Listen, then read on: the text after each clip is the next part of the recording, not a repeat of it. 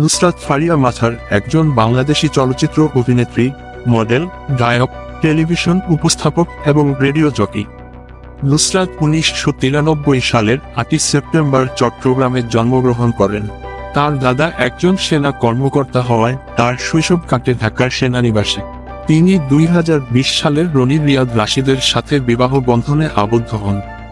2021 সালে তিনি লন্ডন বিশ্ববিদ্যালয় থেকে আইনে স্নাতক ডিগ্রি অর্জন করেন। তিনি বেশিরভাগ ঢালিউড এবং টলিউড চলচ্চিত্রে কাজ করেন। 2015 সালে বাংলাদেশ ভারত যৌথ প্রযোজনার আশিকি চলচ্চিত্র দিয়ে তার বড় পর্দায় অভিষেক হয়। এই কাজের জন্য তিনি শ্রেষ্ঠ নবীন অভিনয়শিল্পী বিভাগে মেরিল প্রথম আলো পুরস্কার অর্জন করেন।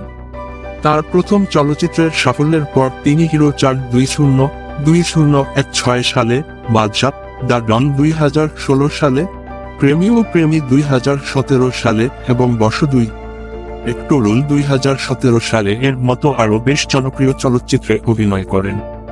2023 সালে তিনি শ্যাম বেনেগাল পরিচালিত মুজিব, একটি জাতির রূপকার চলচ্চিত্রে শেখ হাসিনার চরিত্রে অভিনয় করেছেন। আরজে হিসেবে কাজের মধ্য দিয়ে গণমাধ্যমে আগমন তার। আর টিভির ঠিক বলছেন তো অনুষ্ঠানের মাধ্যমে প্রথম টিভি পর্দায় উপস্থাপনায় আসেন নুসরাত ফারিয়া। 2012 সালে এনটিভির 31st ধামাকা কক্সবাজার অনুষ্ঠানটি ফারিয়া সবার নজর কেড়ে নেন। 2013 সালের জানুয়ারিতে বলিউড প্লেব্যাক শিল্পী সুনীতি চৌহানের সুনীতি লাইভ কনসার্ট শিরোনামের অনুষ্ঠান উপস্থাপনা করে দারুণ প্রশংসিত হন তিনি। তার উপস্থাপিত বিভিন্ন জনপ্রিয় অনুষ্ঠানের মধ্যে রয়েছে আর টিভির late night coffee with Nusrat Faria, SA টিভির clear SA live studio, ATN বাংলার ট্রেন, জি টিভির লাক্স ওয়ার্ল্ড অব গ্ল্যামার এবং এনটিভির স্টাইল অ্যান্ড ট্রেন্ড, রেডিও 40-তে নাইট শিফট উইথ ফারিয়া ইত্যাদি।